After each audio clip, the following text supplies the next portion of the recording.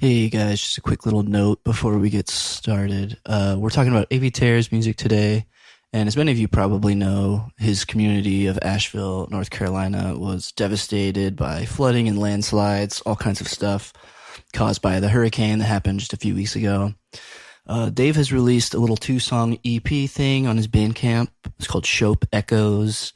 It's got the demo for Little Fang, which is really cool, and a live track.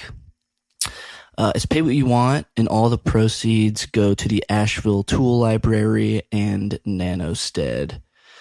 So if you're listening to this, join us in making a donation either through his Bandcamp or via donation links that we will include in the episode description. All right, let's get to the episode.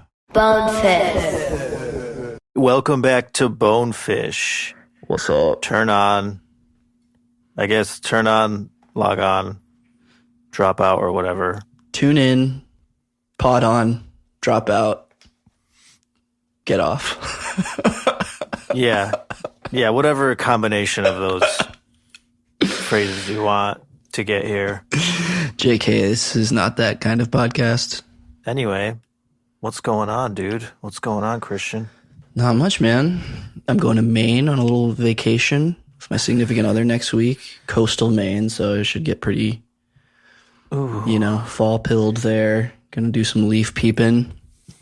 Fall pilled, fleece pilled, Tucker Carlson pilled. Hopefully not. But Wait, is he from Maine? he lives in Maine and podcasts in Maine. Oh, God. But who cares? A lot of people live in Maine. Yeah.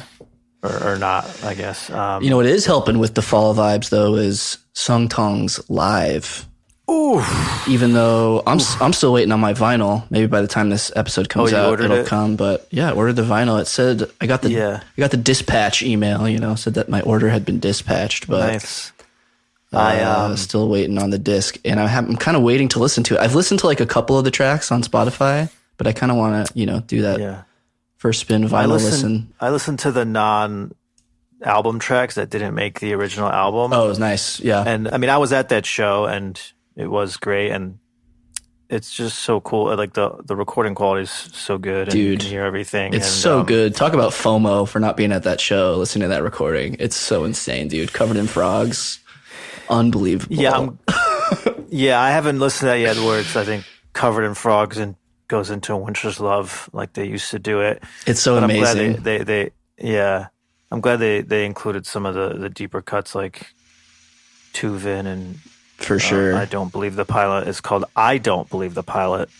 Longtime heads named it as just Don't Believe the Pilot. And so instead of a command, it's a statement. Yeah. It's a statement.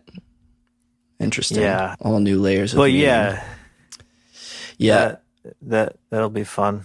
Speaking of covered in frogs, the other day I showed someone that classic vid of them in the like record store or whatever playing Covered in Frogs into Winter's Love from 2002 or something like that. And I just love like being that video with like them playing that song at like the Ace Hotel, like almost 20 years later, like sold out crowd, just fucking bodying it. I was thinking about that too. Like going from like just some guys who are losing their minds because whatever, 2 people were watching it. Yeah. And then those 2 left. Yeah, but then like you hear people just going absolutely nuts for a song like that 20 years later with a full crowd and just goes to show. Keep doing what you're doing. Believe in yourself. Yeah, fall is in full effect in Illinois. It's nice. It's great. I've been going to some spooky hay rides and oh yeah, nice. Drinking Oktoberfest and it's been a lot of fun. Fully into Halloween fall vibes. I watched Danny Perez's recommendation, The Sentinel, from 1977. I really liked it. Good call, Danny, if you're listening. Nice. Not going to really give it away, but it's worth your time. It's sweet. I'll check it out. Cool gore. Speaking of DP's recommendations, I caught a screening of the Eno documentary here in LA, which is phenomenal. It's like the generative one. Apparently it's like different every time it screens. It's like always like unique, which don't really know how it works, and there was no like intro to explain it either. It was like they just showed it and then it ended. But wow, really, really good. I really hope that it does come out on streaming, although I guess they'll have to do some like definitive version if that happens. But it's so inspiring, just like medicine for like, yeah, the creative soul. But the cool, Gotta check that out. But yeah, is it on streaming or is it just? No, so right now it's just streaming. I mean, that's what I'm saying, because like the whole generative thing, I don't get how that would work with streaming. I mean, I guess you could do like a choose your own adventure thing, but I don't know. But yeah, Gary, neighbors are jackhammering. The dude who made it, Gary Hustwit, as Danny said in the last one, but just worth reiterating, he was the guy who ran Plexifilm, which put out Oddsac. And I don't think nice. Plexifilm's even around anymore, but that's the dude who like directed this Eno documentary. So cool. Okay. Cool little connection. But yeah, super, super good. If anyone gets a chance to see it, I know they're doing screenings like every now and then in different cities, but yeah, check it out if you can. Super good. We'll do that. We'll do that.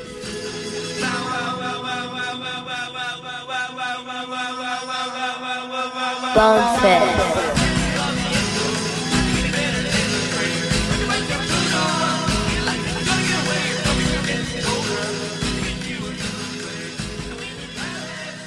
And, you know, it's Bonefish Pod, the podcast where we talk about good music and experimental things and psychedelia, as it were, and the band Animal Collective.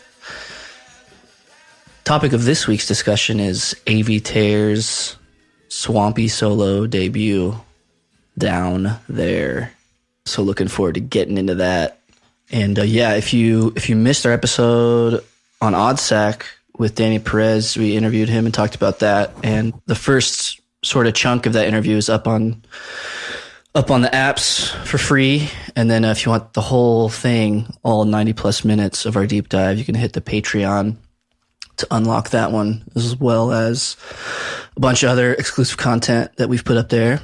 But in the meantime, Panda is back. Sinister Grift season is upon us. He kicked off the era with new single Defense, featuring Cindy Lee. Pretty exciting stuff. Oh, yeah. Gotta love those fourth quarter album teases where my brain doesn't really want to engage until it's the next year. But, you know, this is an emergency, and so we're definitely going to talk about it. Yeah, I like it. I like Defense. Really cool that Cindy Lee rips a solo on here. Yeah, and more than that, I think too, like the little chords in the beginning, a little strumming. I think. Yeah, he's playing. I think they're both playing guitar. Oh yeah. I'm pretty sure Cindy Lee plays during the verses and then the solo. Yeah, that solo is sick. Yeah, so there was also a 7-inch Defeat and Virginia Tech Defense. Sorry, yeah, I keep saying Defeat all the time. Defense. Defense. Yeah, I like the song. It is very straightforward. It's like it's a boom bap, a rock pop. Yeah, it's a boom bap. It's a Panda Bear boom bap. Got this like 60s kind of rock psychedelia flavor a little bit. But the Cindy Lee collab thing, it kind of made me realize how they're both kind of similar artists, you know, that Cindy Lee's got the 60s girl group Avatar thing going on, but they both have that kind of throwback indie bedroom aesthetic. Totally. That's part of why I love this collab so much. Is like, I don't know, I would not have expected it at all, but when you hear it, it's such a perfect mix. You like the song? I love it, dude. Yeah, I've been playing it a bunch. And yeah, I mean, we totally called it with the Panda band. You know, he said he's touring with a full band, you know, for the first time, right? As a solo artist. I mean, he's toured with Sonic Boom, obviously, but I don't know if you can really call that a band. Yeah, this is more, it's going to be a 4-piece, I think. Yeah, so it's him and... Judging from the video of Defense, it looks like he's on guitar. there's a drummer and Video then by two other members. our boy Danny Perez. Yeah, cool video, Danny. So it's like it's going to be like a live band setup. So stoked for that. It looks like maybe a bassist and a keyboardist, maybe. Yeah, there's Rivka Ravid from Spirit of the Beehive, and then I'm curious to see who else is in the band, if it's known actors or not. Think, don't quote me on this, but I think one of them is maybe a Portuguese musician that Noah has collaborated with or helped produce her album. I want to say her first name is Maria. I'm going totally off the dome. Apologies if this is wrong, but it seems like, yeah, it's cool. It's new territory. Yeah, and it'll be very interesting to see how it goes down live. I bought tickets to go see him. Yeah, with Toro y Moi and Nourished by Time. Yeah, in Chicago. No LA date yet, which is a little concerning. I'm sort of just assuming they'll play. There's some special LA yet to be announced thing. Because come on, I mean, failing that, I'll have to fly to Chicago, I guess. But yeah, man, I'm really stoked for the record. I mean, we were kind of getting hints that it was more like a band sound, and I'm loving the vibe. Also, speaking of Cindy Lee, I just saw that Diamond Jubilee record is now on Bandcamp, and they're doing pre-orders for like physical release finally. So that's exciting. Yeah. I'm thinking about getting the vinyl. Yeah, I think I will as well. I have been revisiting that one, and it's been growing on me over the course of the year. It's definitely really good. Yeah, it's groovy stuff.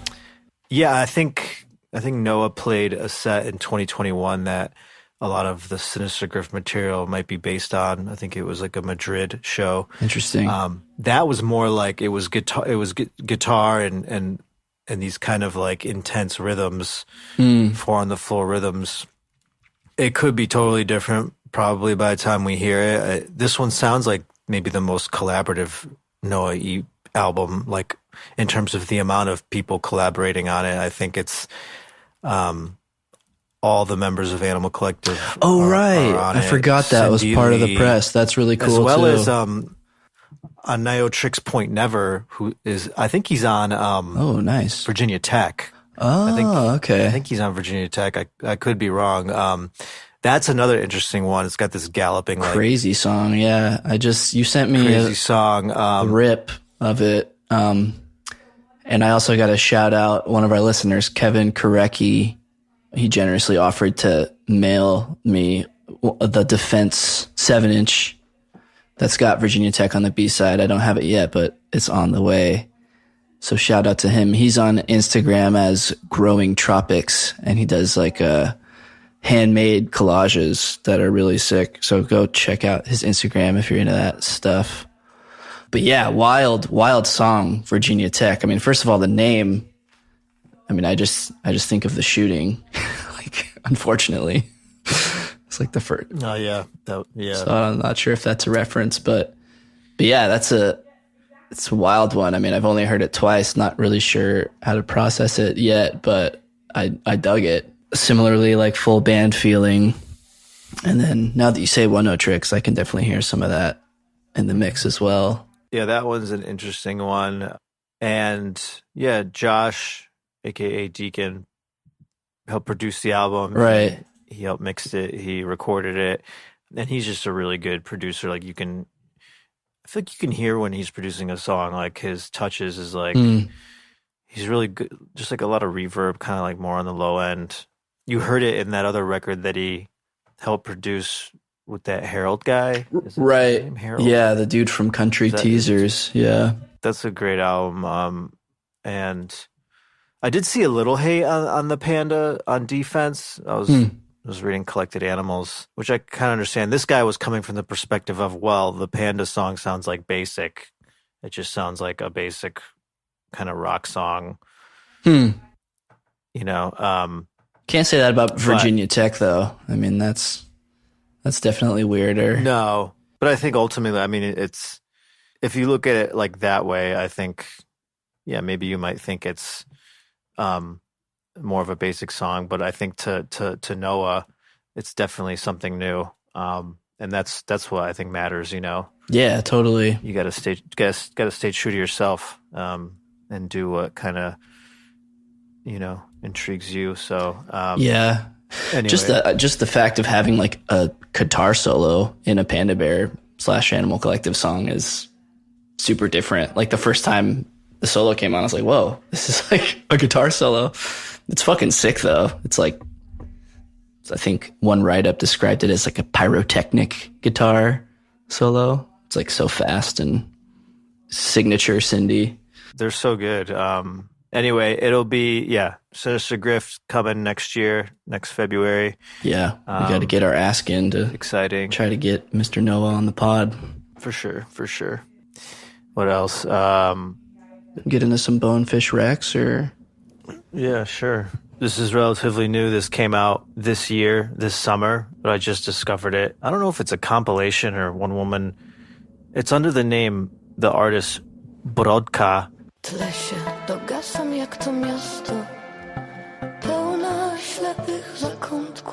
She's Polish. The album is called WAWA, WAWA.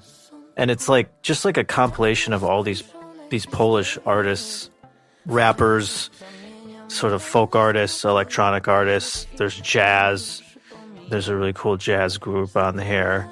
And Sam Gindel is also on like 2 songs randomly. Oh, cool. I think the algorithm actually fed this to me on Spotify, which is like the one algorithm I like because I'm already paying for this.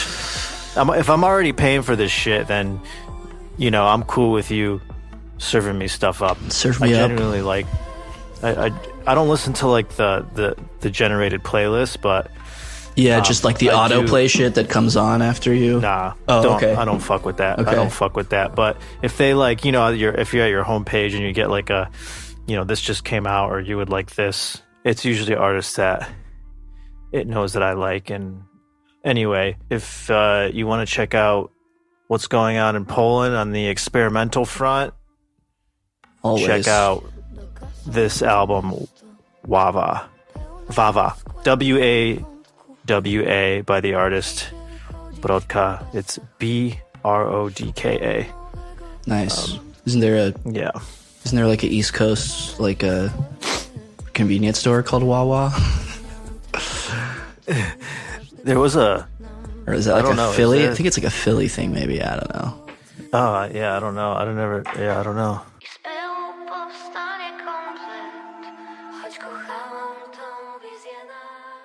Speaking of your Bonefish Recs and Polish artists, did you see your homie Raphael Roginski got a best new music?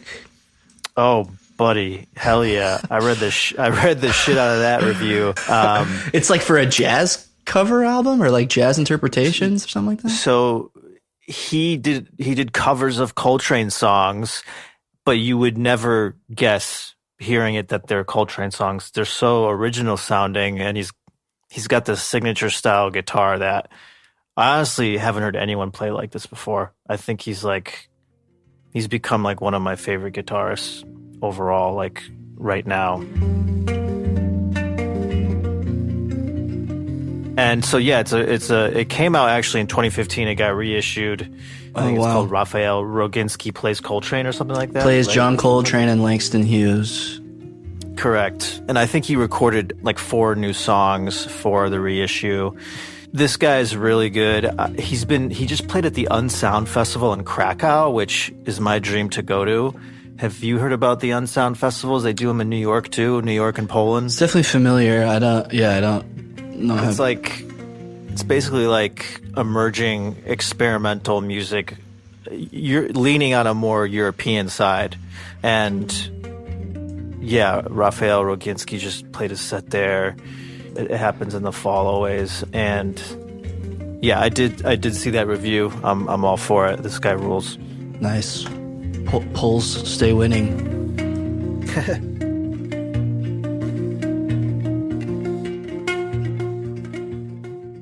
Okay, Okay, I think I'll go for this record I came across. I just read this like krautrock book. I know I've been on kind of a krautrock beat for a minute, but this book just came out this year called Neuklang, and it's like a oral history of like the Berlin School in like the 60s and 70s. Sort of like Meet Me in the Bathroom, but for like, you know, post-war like West Germany. It's a really fun read, you know. I mean, it covers, you know, it's like the kind of thing where they interviewed like a bunch of the dudes in the bands and then just kind of interspersed it by like chapters, and it's really interesting because you get all these perspectives of like, you know, these are all people who are like, okay, well, our parents were the Nazis, and so like what do? We need to like start everything over, including music. And I came across this one dude I hadn't heard before. It's AR and Machines is like his artist name, but he's got this record called Die Grüne Reise, which I think just means the green way or like the green path.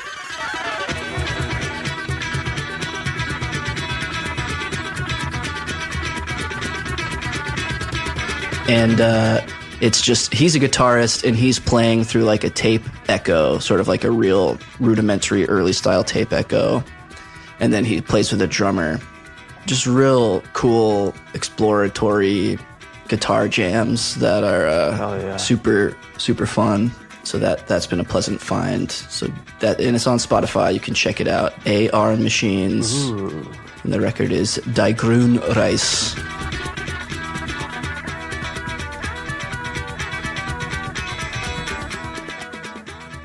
I do like the krautrock. There's this band. It's like a krautrock supergroup, Harmonia. Have you ever heard of them? Yes, dude. Harmonia is fucking awesome. Oh my gosh. Yes. They got like, they're so good. So Harmonia is two of the dudes from Cluster, another good more kind of, I need to check out more of. They're kind of more synthy, spacious, but they have great records as Cluster. They're the duo, and then Harmonia is the two dudes from Cluster, and then the guitarist from Neu joined them, and they did two records that are both awesome. Harmonia, Music von Harmonia is the first one, and then the second one's called it's got the cover of like, it looks like a bleach cleaner bottle. Yeah, that one is that's a classic, dude. That's so good. It's really great. And since you brought it up, they just reissued it this year, I think, and they did like a remix album. Yeah, and dude, it is really good. I was listening to it the other day, and yeah, it's like a reworks album by like contemporary artists, and the one by James Holden is real sick. I'll drop some of that in the episode too because it sounds awesome. Just James Holden, I think I brought him up before on Bonefish Rec, but he's like a British synth dude.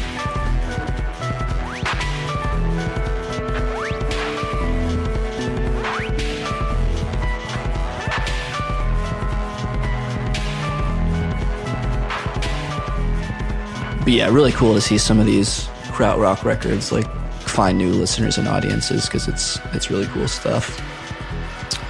Yeah, Harmonia. Nice. Very tight.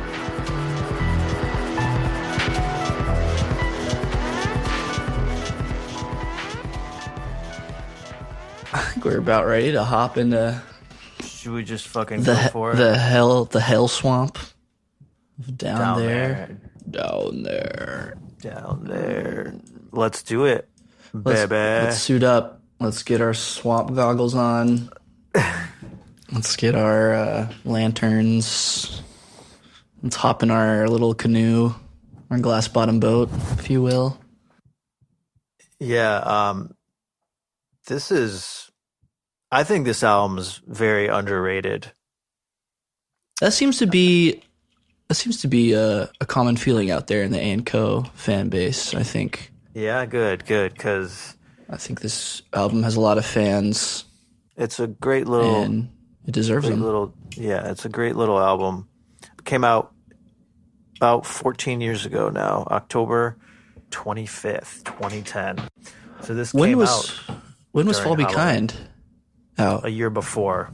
Oh, it was the fall 2009. That's right. So that's right. Down There came out between Oddsack and Tomboy and the beginning of the Centipede Hertz era. Okay, yeah. So in my mind, this album kind of fits in the post Merriweather like downturn in mood, you know, For kind sure. of For sure. an insular turn. And it's also, especially to this point, some of the like most personal Avey Tare lyrics, and it's very direct and seems to be kind of, you know, autobiographical at times. So, you know, there's still some of his signature lyrical turns, but I'd say on the whole, you know, a little less fantastical and a little more hard on the sleeve stuff. Yeah. It's kind of like a breakup record, right? It's like sort of post his divorce. It's a breakup record. It's also, I think, he had a family death.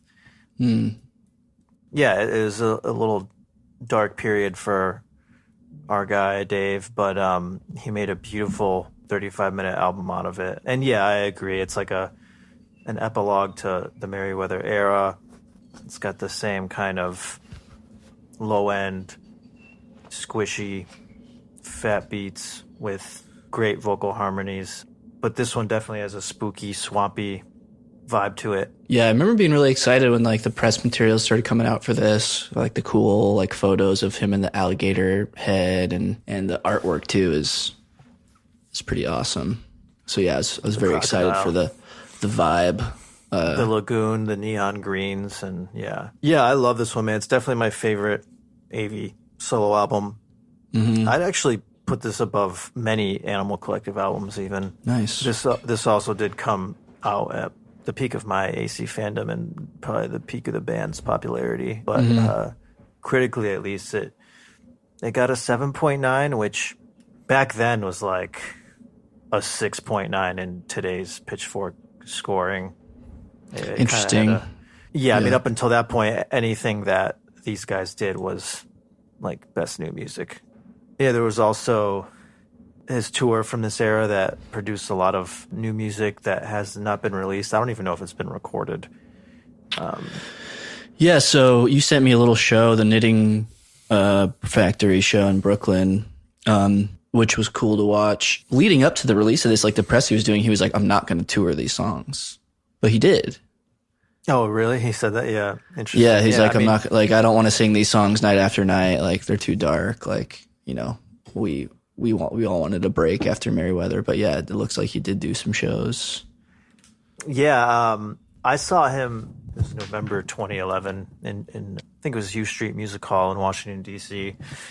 That was like in a basement. And I remember Geologist and Deacon were in the audience dancing. It's cool. So he changed his mind. Yeah, he played. I mean, half the songs were down there, and half of them were all new, kind of in the same vibe. One of them turned into an Animal Collective song that was rejected, I think, for the Red Dead Redemption soundtrack. Mountain Game. Correct. Yeah, I saw that. I didn't realize that he was playing that at this time. I noticed that in the set you sent me. It was titled like Sometimes, but that was a cool realization, because yeah, you can totally see how the bones of that song Mountain Game are sort of down there-esque. Like it's a similar palette. You have the kind of off-kilter like drum machine beats, and then that like just thick ass synth sound that's all over this record.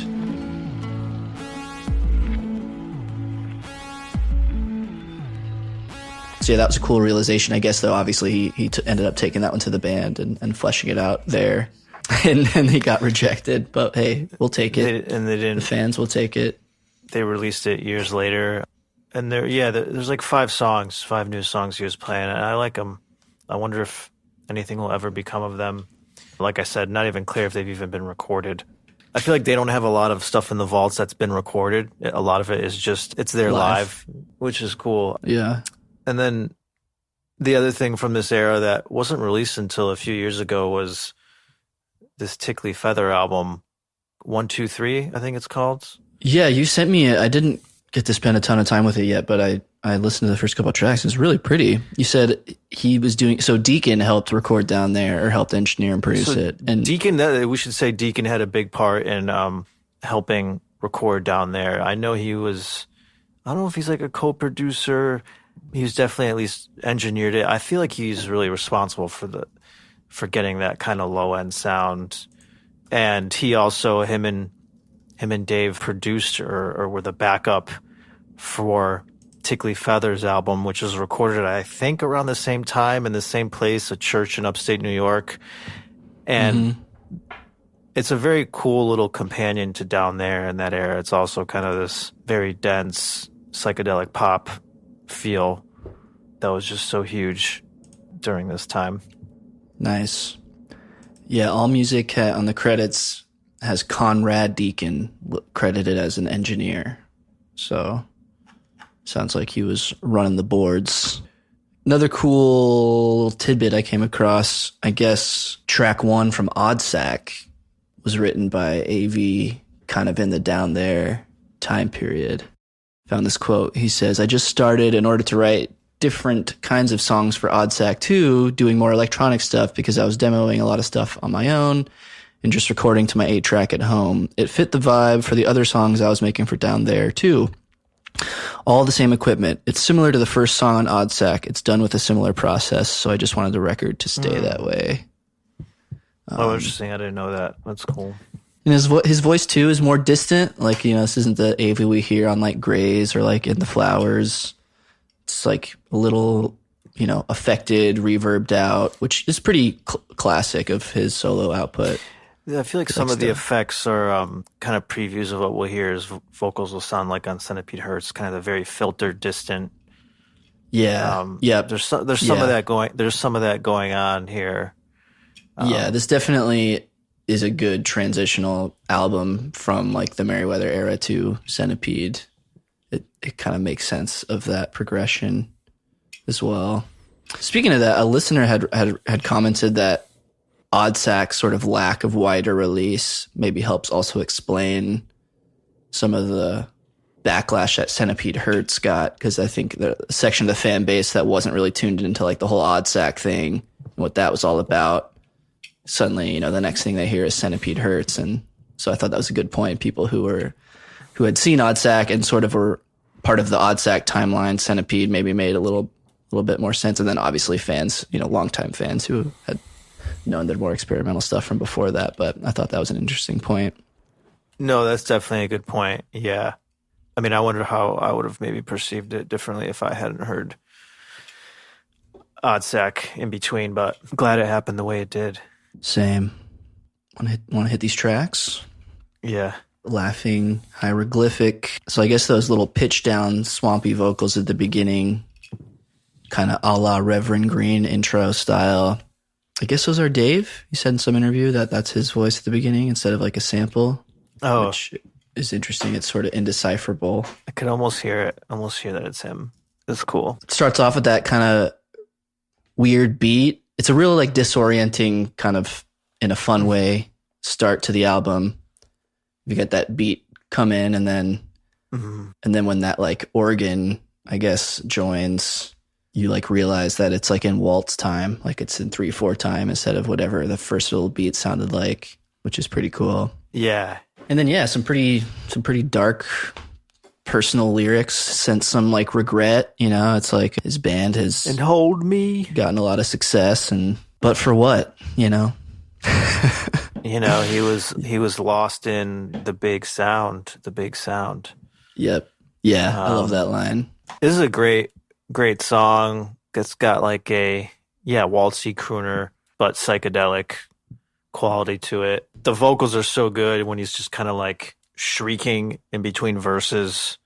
Yeah, he's really going for it. And yeah, he's really going for it. Really letting it loose. Clearly about kind of a love affair breaking apart. Mm-hmm.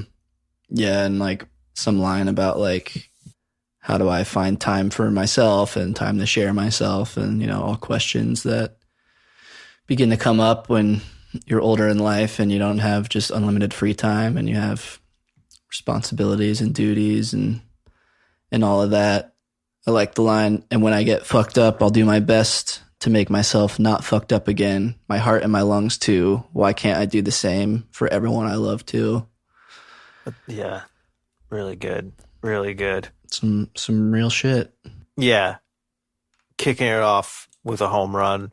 So good, setting the tone for this sort of, it kind of just feels like you're in this Hall of Mirrors, Haunted Hayride, or something. I think it's easily the most streamed song on this album. So it's got Yeah. It's got almost 1 million streams, and then it really falls off, which I was kind of surprised. Yeah, I mean, I really like this song, but it's definitely not my fave on the record. And it wasn't even a single. I think Lucky One and Oliver Twist were the singles. Mm-hmm. But this one, I know live people really love this one. Yeah, it seems to be pretty popular for the people who love this album. This track is definitely a highlight. And yeah, it's definitely the longest on the record. But yeah, it's good opening track, great intro to the album. Ends with this sample from Swamp Thing, and it's cool. I like how that sample kind of crosses the dividing line between this song and the next one, Three Umbrellas. Yeah. One of them going, jump out and do you win. Jump out and do you win. Which I always thought sounded kind of like Obama.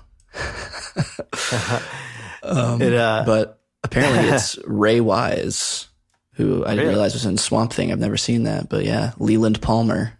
Wow. Who's actually saying those words, but it's all pitched down. I didn't know that. Interesting. Up. Yeah, there's a little clip, a YouTube clip, where there's Ray Wise and this lady walking through a swamp, and there's a couple in this like 1.5 minute clip. There's like a couple samples that you hear spread throughout the album. There's another one on Heather in the Hospital. That's like the flesh and bone flow and something or whatever. That's also from this Swamp Thing scene. I paid a fortune for these boots. You better keep moving. There's a fair amount of quicksand around here. You better keep your eyes open, too. For what? Or one of these just might jump out and do you in. No, there's over 100 species of Denisorchia here. There's so much beauty in the swamps if you just open up your eyes to it. I mean, take a look into your own body, one of God's most magnificent creations, and what do you see? Straight lines and deodorant and chrome and formica? No. You see blood and bone, pump and flow, and a million messy miracles. I mean, just look at the most creative thing a man and a woman can do together, and you'll see something growing, unpredictable. Interesting. A lot of movie samples on this record, but that's cool. Yeah, and then it kind of fades into this carnival-esque kind Three of umbrellas sound of Three Umbrellas. Carnival's a good word for it. A little like carnival keyboard kind of blip, blip, blip, blip. Yeah, and I mean maybe a rare light moment on the album, but I mean I love this song. It's just so much fun. It's clearly about, I think, the other members of Animal Collective. Cool. I hadn't thought about that before. The Three Umbrellas being Noah, Josh, and geologist, Brian. aka Brian, sorry. Where he's like, yeah, can we talk about the funny things? Mm-hmm. They're talking about inside jokes, and I know this is a band that's got a lot of inside jokes. We're all just like brothers. Yeah, and like the line, like, I wonder if they feel like we do. It's just cool little. You gotta love the songs about bros, about other men. Yeah, especially when you've had your heart broken and you need your bros to have your back. Right. You know. Yeah. Do you like this one? I really like his kind of backup vocals in this. Are so fun. Hey! And so good and so fun. Yeah, the classic. Yeah, I dig this track. Really unique, and I love that carnival description you used. It's kind of like a little carousel song. Yeah, exactly. Carousel. Yeah, that's it. Yeah, I dig this one. Would love to see him like perform this, like sat at a piano, just sort of doing his thing. That's something. It's funny. I mean, he seems determined to never do it, and he probably won't, and that's fine. But yeah, I feel like I've said before that I would love like a more spare Avey Tare record that's like, vocals high in the mix and just belting it, but who knows? We almost got that with the Kriya Brecken Avey album from 2006 that they pull out and in they reverse. Decided at the 11th hour to hit the reverse button. we should actually do that album because I think it's on YouTube. At least the live songs. Somebody linked together the live songs from the album, and they're great, man. They are. Nice. It's like piano. It's basically piano and acoustic guitar, and that's it. So they performed them live, like and still put the record out backwards. How crazy! Yeah. Anyway, we're gonna do that one for sure. I think it'd be cool. But Yeah, I'm down. this one too, Three Umbrellas would be a fun candidate for that as well. Posh. Oliver Twist is like as close to sort of the Merryweather vibes we get, right? Got a Poppy 4 on the groovy floor. one. Got Groovy that beat. kick. This is kind of like a Fright Fest feel, like, or like Thriller or something, like the zombies dancing. Yeah. Yeah, I really like his like vocal rhythm. I mean, like there's the 4 on the floor, but he I feel like the way he's singing is also sort of Merryweathery, like doing a great job at like Playing off the beat. with these like little rhythmic turns. And then the part where he's like digging a hole and digging it deep, and I dig for a while. So good. It's like reminds me of like the way him and Noah sort of play off each other vocally, but here he's obviously doing both parts. No, but he it's like there's multiple love that AVs on this. moment. It's like there's multiple AVs on this song and this album that is just so interesting and multidimensional and fun. Pitched up, pitched down, in the foreground, up front, in the background. Taking the stash and blazing the grass. Digging a hole and digging it deep, and I did for a while. Yeah. It's a banger for sure. One of the highlights for me. Mm-hmm. This was a single. I remember watching this music video with my friends when it came out, like on a laptop. It's like animated, right? I kind of have like foggy memories of the video. Yeah, it's animated. That's all I really remember. 3 out of 3 so far. 3 for 3. Yeah. We're 3 for 3 so far. Yeah, we're batting strong. Oh, also, Yeah. sorry. No, go ahead. The part where he's like, it sounds like a stadium chant, is there like a similar sports chant? I feel like that's like, I don't know whether it's intentional or not. It sounds like a soccer chant or something. I don't know. What part of the song? Like in the beginning before the beat drops back in. I always love that. And then the beat kicks back in and it's got always these little bursts of percussion coming in and out. One of my favorite moments on the album. I love that part. Also, it feels like one that's like, could sort of be one that like Animal Collective like perform. Like it feels like it could be part of an Animal Collective set, which I've never really done with Avey's song. I mean, I know Avey obviously like most Animal Collective songs are his songs, but you know, like they've played Panda Bear solo tracks as a band live, but they've never really done that for Avey. Not a lot. Tracks, they did like Comfy and Nautica and Guy's Eyes, but that's about it. Yeah. It'd be cool if they took some Avey solo and made it a full band thing. Yeah.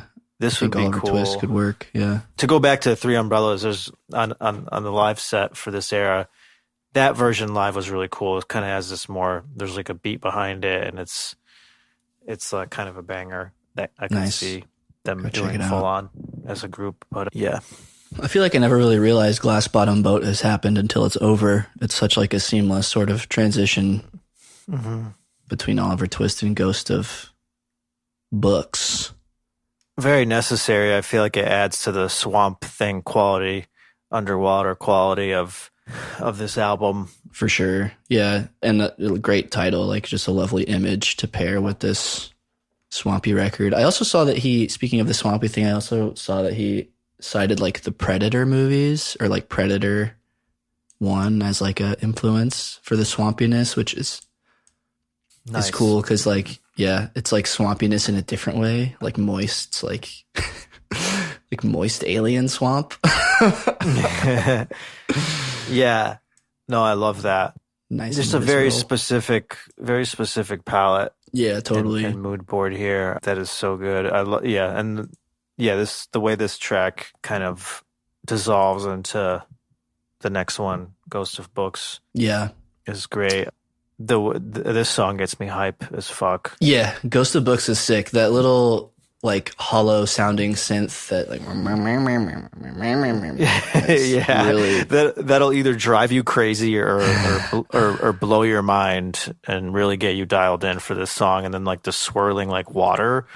Yes. Like I feel like there's two circles going on. There's that arpeggiation of that, whatever that is, that synth line, and then there's the water sample going concurrent to that is Yeah. really, really trippy Yeah. in a simple way. In a simple way. Totally. And then once you're like kind of hypnotized, you're just the beat comes in and just like wakes you up. And that's not to mention the way how every verse or chapter in this song changes and progresses the song. It's really cool. Might be my favorite song on the album, actually. It's such a unique one. Yeah, I love the way it like balances all those different things. Just feels like one of those where I don't know, he starts the flight maybe without totally knowing where he's going and where he's landing, but it's awesome the whole way through and unexpected, but just fun. Some really memorable lines like, "You're so beautiful, you can't hear me." And it kind of culminates in him just psychotically repeating almost like a glitch.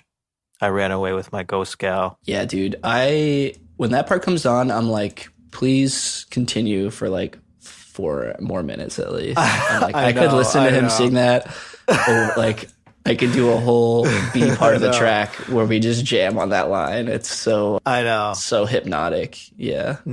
Yeah, it rules. And the percussion and the rhythms are all interesting and fade in and out and really just fucking slap ass. He played this when we saw him in LA, right? For Seven's tour? I think I remember it, yeah. Yeah. I'm glad he's still playing these. Totally. And even like I was thinking that too. I didn't think about this prepping for this episode, but when we saw that show, I remember thinking like, hearing this song and then also just like his stage setup and like the crocodiles and stuff. It's like this aesthetic is still very much like sort of part of his solo thing, which is totally, which is cool. Yeah, that's true. Yeah, and the way he is performing is pretty similar. I mean, I guess maybe Sevens was kind of a callback to the Down There Method kind of samplers, but guitar there. But I feel like we reach a peak here with Ghosts of Books halfway through the album. Yeah. Cemeteries, track 6. I feel like he's resurrected this one too. Did he? For a ballad. This is kind of a come down song. Very, very gentle. The track listing in the order is just phenomenal on this album. Mm-hmm. Just when you're ready for a break, you get a break. When you're ready to go deep, he's going to go deep. Dark, light. Yeah, I mean, I feel like this is kind of like a timeout song a little bit. Yeah. Halftime. Yeah. Yeah, Death Downshift. It's another somber note. I mean, I know like lyrically and personally this album is like often referred to as like darker. Like, oh, this album's so dark, especially like the press at the time. But it feels like, I don't know, in retrospect, it feels like a lot of that is just sort of like post-Merriweather shades on. Like, listening to this today, like, it has like dark moments, but I wouldn't call it like a super dark album. Like, that's true. I mean, it's a breakup album, but it's like... That's very true, because you have Three Umbrellas, you have Cemeteries, and then the song after this is pretty, there's a lot of levity to it. And Lucky One is a very hopeful song. It is, yeah. It's like hope amidst sadness, yeah. Mm-hmm. Yeah. I think that was maybe something that critics ran with in a press release or something, or made up, that like this is his dark album, and then everyone's like, yeah, this is his dark album. Yeah. Yeah. That's true. No, yeah, I hear you. I was thinking the same thing, that it is not all just one note, one vibe. Yeah. And that maybe too sort of explains the choice to put Lucky One at the end as like the hopeful turn, maybe. Because it's not, I feel like it's not all the time you have like the lead single for a record end up as like the last song on it. I feel like that's a unusual move. Though I feel like they do that. They'll put the best song on the end, the bangers at the end. Brother Sport, right? Lucky One, but not the first single. You know, I feel like usually the first single you find earlier. But in terms of in terms of order, sure. Right. But we're getting ahead of ourselves here. No, I mean, speaking of speaking of the light moments, like the next song, Head's Hammock. I mean, I really love this one too. Hmm. Just the rise and fall of his vocals and him kind of singing over himself, and yeah, you're like in a hammock, just like A hammock in your head, the hammock of the appreciating. mind. Yeah, it's a beautiful song. I feel like there's like an Alex G before Alex G quality to this, where there's like the high pitch vocals, that he does. Oh yeah, interesting. Um, I feel like that's all over this record, especially this song. Yeah, I love the Another vocals on another this one of my one. favorites as well. Yeah, yeah. This one, it kind of is like pairs well with Ghost of Books. Like obviously cemeteries are in between them, but yeah, I love the big melodic lines he does in this one, and then there's like the boom boom boom, like the hits Yep. flows The very time nicely. signature. Yeah, like kind of like this spaced out time signature, but it hits really hard. Yeah, got that cool thick synth kind of going. I don't even know what he's singing. Woo. Yeah, me either. I don't know the lyrics. There's 141,000 streams of this song on Spotify. I'm probably responsible for 40,000, and I don't know what he's singing. Got to get these numbers up. These are rookie numbers, guys. Yeah. When he's just like, take me there, take me there. It's gibberish. So good. AV Gibber. We love it. And then, yeah, we end this record strong as well with two back-to-back goodies. Heather in the Hospital, which starts with another little Swamp Thing sample. And dig the galloping beat of this. And then, like, the B part where he sings higher. It's really cool. And, yeah, just about, how fucking shitty hospitals are to be in. But, they I can know. inspire. Even the inspire beat, cool music. the song actually sounds like somebody on life support, like the beat and it's kind of, Yeah, even like a heart beating maybe. Yeah, he's so good as like just totally. The heartbeat. pa- Yeah, painting, constructing these images with sound. He's one of the best.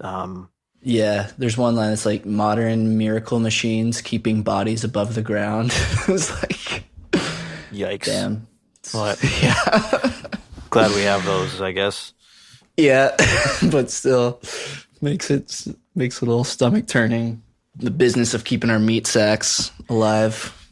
Maybe the rare moments on this album with a guitar, like kind of when he's like, when the song kind of picks up, it sounds like there's some guitar lines there.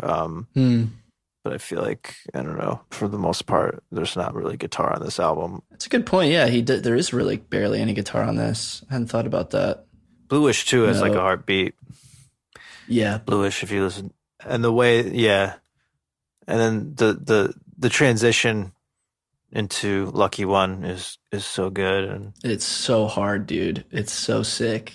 It's like, yeah, it's such a jolt, but like not really. Like it's like a smash cut that is like works perfectly, so seamless. So interestingly, I guess he wrote those songs together, which on the one hand is makes sense because that transition is so satisfying, but on the other hand is like pretty surprising because you could have said, "Oh yeah, I wrote these two separate tracks and just like smash cut them together." But he's a quote here. It says, "Quote: I wrote Heather in the Hospital and Lucky One together, so those were seamless. I always planned on recording them as one full thing, but then I just felt like two separate songs after having it all together. So I wanted to separate it track mark wise." But yeah, imagine if Heather in the Hospital and Lucky One were one song. I mean, I'm really glad they're not because like they each have like they're yes, pretty 6.5 different, minute but- song, almost 7 minute song. But yeah, that transition is incredible. Yeah, Lucky One's my fave track on the record. It's up there. Yeah, it's really good. I remember being Really super good, amped really about good. the single Same. when it came out. Such a bizarre, like unique beat for this song. Like just that like real hard fat synth line. Which is like the most dubsteppy I feel like the band he's ever gotten. Like this was around the time yeah. that American dubstep had really taken off, like the Skrillex shit. I feel like this is Interesting. there's a bit of that in here, but it's done in a good way. and tastefully. Yeah. Well, yeah, that's interesting because, like, yeah, dubstep, you think like crazy fat synths like this, but you also think insane hard hitting drums. But there's like almost like no drums in this song. Like the No. percussion is like a little shaker hit and then like a bell. That's And true. they're both like on the upbeat. Like it's not like a straightforward like- groove at all. It's like a very like It's like a bang. fluid. It's like a banger without the drums. Like Yeah. it's crazy. Yeah. Which I feel like is hard to pull off. But Yeah. but it's a real cool, unique rhythm. And yeah, this song like today still sounds like it could have come out like today. Just like Oh, really? To me, it seems a little dated. really Because interesting. to Okay. me, to my head, because of the dubstep, I can't unhear the dubstep influence or whether it's intentional or not. But That's funny. that's Yeah. interesting. It sounds modern to you. I mean, it's still a great fucking Yeah. song. Well, I had never like made the dubstep association, but yeah, I mean, yeah, there's not this song is just super unique to me, and that vocal melody is like so beautiful. Just belting it out. Yeah, fly off from harder days. In the Pitchfork review for this track, it compares the melody to "I can see clearly now the rain is gone," which I had never thought Wow. of. But there is like an oblique, like the Wow. harder things, like clearly now the rain is gone. Wow. Isn't that funny? Yeah.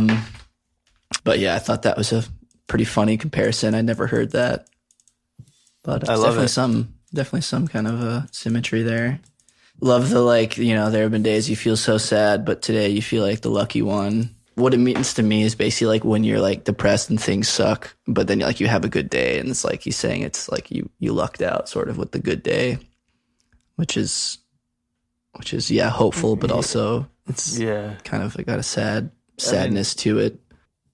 I think this is part of their MO. Like they sing happy songs that are a little sad songs that are a little happy, kind of almost, sweet, hopeful, like just trying to think positive, Yeah, there's Trying to always break through nuance in the mix. It's not ever purely one way or the other. Yeah. I also love like when that song first kicks off, you have that fat synth, and then like in between the synth lines, there's that just a weird kind of like industrial, like weird background sounds. Mm-hmm. I love the way that Yeah, sounds. right, like the clanging almost or something. Yeah, yeah. It's more apparent. Great Yeah, atmosphere. yeah. The atmosphere, the layering on this album is just top notch production, top notch singing. Nice job, Conrad Deacon. Yeah, Sounds like Comrade Deacon in the leftist commune when the house band at the leftist commune. Speaking of krautrock, yeah. sick record. Sick record, definitely. I mean, like I said, I think it's underrated. Where does this rank for you in Avey's discography? As a man who hates ranking stuff. As the anti-ranker, I really like it. It's up there. I think for Avey Tare's stuff, if we're including slasher flicks, I think that record tops this one for me. Mm-hmm. That sounds very Christian of you. Yeah. Yeah. That makes sense. That makes sense. Nice. But yeah, I think this has got the 2 spot in the Avey discography. It's aged well too. Also interesting to think about this record as like Avey Tare's second solo record after Spirit. Like if you kind of think of Spirit as like an Avey record that like Noah drums on, it's sort of interesting to think about Avey's trajectory too. This is like 10 years after Spirit, 10 or 11 years. And so you can kind of see like the Animal Collective output within his like first 2 solo records, I guess, if you want to think about it that way, as like this chapter. Yeah, dude. Nice one. Down there. If you haven't, Thanks, Avey. check it out. And if you have, listen to it again. 'Tis the season. Yeah, I'm excited to talk slasher flicks. I feel like this is a great little setup for that one coming your way shortly. Heck yeah. Nice. Thanks for listening, y'all. Thanks for hanging. Thanks for subscribing. If you're not and you might want to, check out our Patreon, Bonefish Pod at Patreon. Check it. Skip that Happy Meal this week and put those funds towards some indie creators. It'll feel good. Well, everyone, take it easy until next time. Be good. Stay spooky. Peace.